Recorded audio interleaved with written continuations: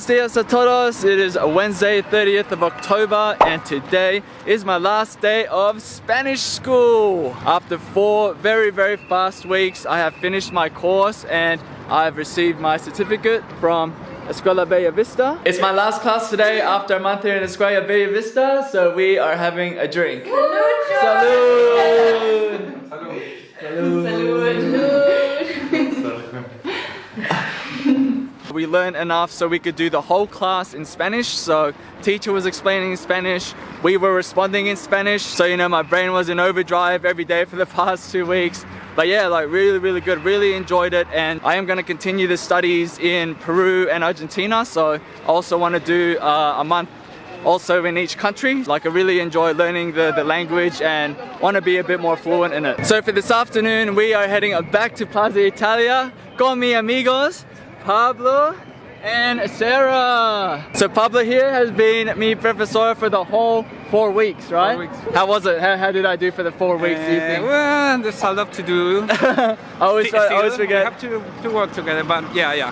So, as a good student, always he has a question. Yeah, always a question. Really easy to teach if you have questions. And also I always forget the verbos. The verbos is something I have to remember, and artículos. I'll put that on my book, so that's something I have to study still. Tell us, Pablo, what do you see? Can you see in the smoke? Just smoke, and I can feel the gas inside my eyes now. Yeah, wow, damn. There's not as many people as yesterday, but right now I could see that the smoke is a lot heavier. So the big news of today was that Chile was going to host the APEC Trade Summit and also the COP25 Climate Conference, which was going to be held in November and December in is it this month? Yeah, just very soon. But today the president has cancelled it due to everything that's happened here in the recent week, and that has been a big blow for Chile.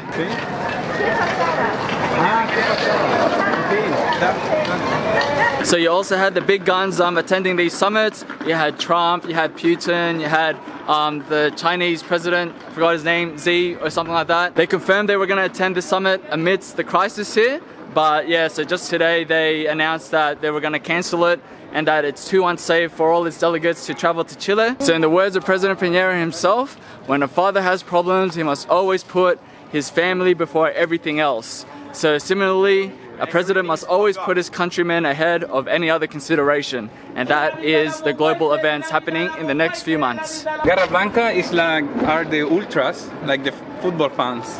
Oh yeah. Colo-Colo, one of the biggest teams in Chile. I saw them yesterday. Are they blue? Like they have lots of blue and red flags, and they went to Plaza. That's La U. Oh, okay, another one. Yeah. Universidad de Chile. Oh, right. So with cancelling these 2 very important national events, Chile is really approaching international embarrassment. It really shows that the president doesn't have things under control, and that, you know, lifting the state of emergency and toque de queda over the weekend was just to pretend to the world that, you know, things are going okay, but really they're not. And in an international sense, all these countries in these summits have now just missed out on discussing very important issues such as climate change and other things, whatever else they talk about in the APEC summit. Now I'm here with Sol, and she's just going to share a few things from her perspective, what's been happening here in Santiago. Take it away. Yes, I want to tell the people that here in America we have an international treaty to protect the cultural heritage, and in this moment we are living in Chile in a conflict. We have happens all the time. The treaty says that the government has to put a symbol in all the historic monuments, in the schools, in the universities, in the museums. They have to put this symbol.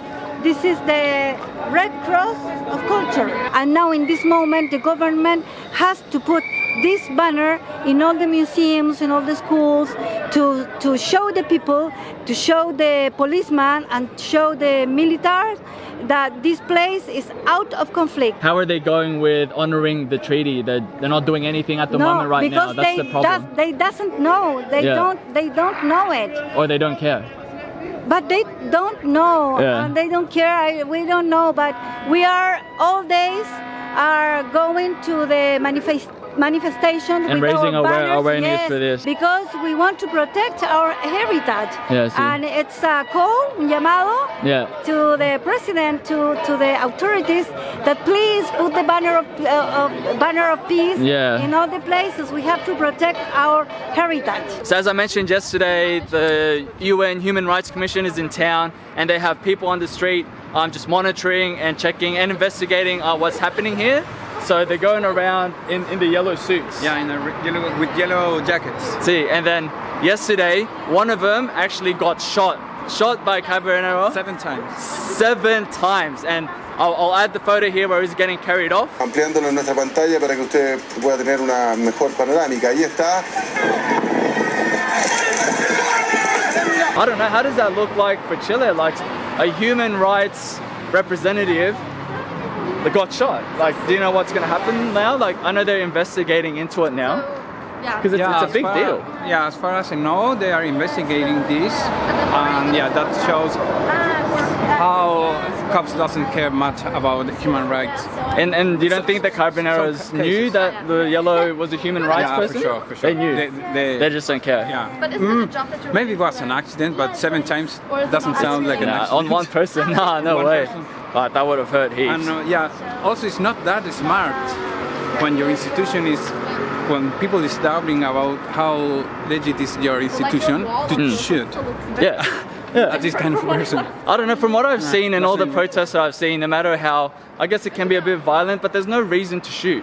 I'm gonna have to check. Yep. Like that's very draconian, I would say. Draconian is like the penalty for doing something is way over the top for what the problem was. So we're just now in front of Universidad de Chile, and it is a totally different vibe here than when it was on Monday. Hardly anyone on the street, which is really surprising. They've barricaded it off here, so it is totally empty from this point to La Moneda, and even on the street here, it's muy tranquilo, relatively. Okay. Está limpio.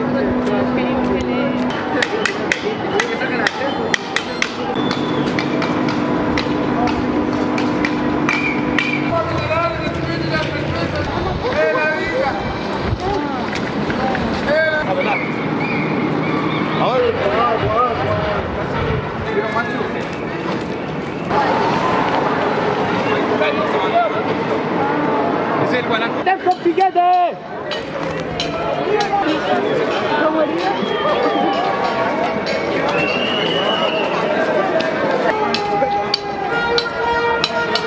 We're just making our way back to Plaza Italia through the back streets, and right now I am in La Estaria. I didn't even recognize this place while we were walking through it. When I first got to Santiago, this is where I had lunch with Consuelo. Gracias, dama. Gracias, mi rey.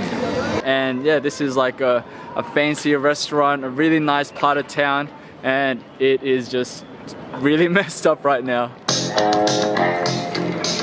En Perú también hay acción.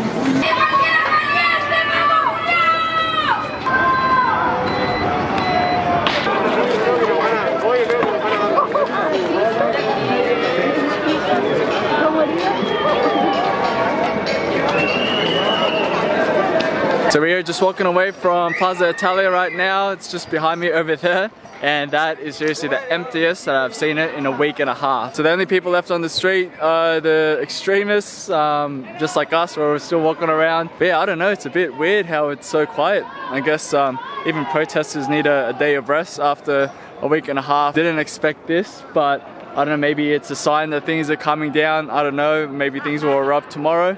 So maybe we'll just have to wait and see what happens. All right, break time because Pablo es hambre. Tengo hambre. Tiene hambre.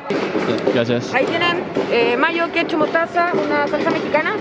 All right, guys, just making my way home now. It's 9:15, and just walking along the streets up to Plaza Italia. I can't seem to get away from this place, but it is super different, the feel tonight. As you can see, the main park along this strip is super empty.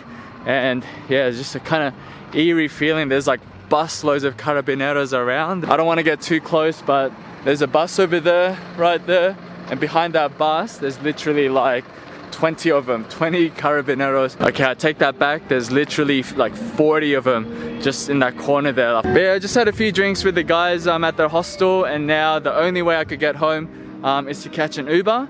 Ubers don't come around this area because this section is on lockdown, so I got to walk back to my escuela, which is like a kilometer away, and then connect to the internet there from the outside, and then find an Uber. So the night's not over yet. Once I find my Uber, we're gonna get ready to go out for tonight. I'm gonna meet some of the girls at 11, and we are gonna go back to Mito Nightclub. So still a full night ahead of us, so don't go anywhere.